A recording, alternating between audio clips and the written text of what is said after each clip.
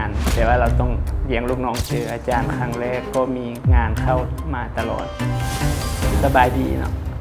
เฮาซื้อว่าต้นเนาะอยู่ที่ประเทศลาวตอนนี้ทำธุรกิจดอกคูณหักจากงานเลี้ยง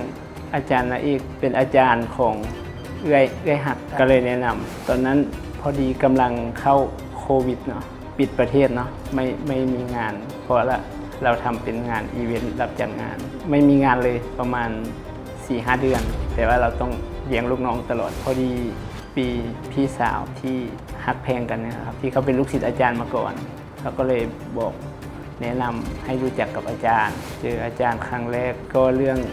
ธุรกิจเรื่องครอบครัวได้คุย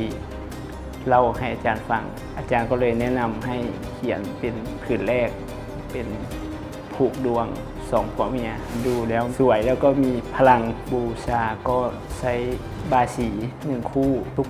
วันศีลแล้วก็มีผลไม้แล้วก็มีน้ำอาจารย์ก็ให้เป็นบทสวดมนต์มาสวดเวลาเฉพาะที่วันพระครับก็ดีขึ้นเรื่อยๆผ่านโควิดมาก็มีงานเข้ามาตลอดเติบโตขึ้นมาเรื่อยๆจากที่ไม่มีงานประมาณ 70-80%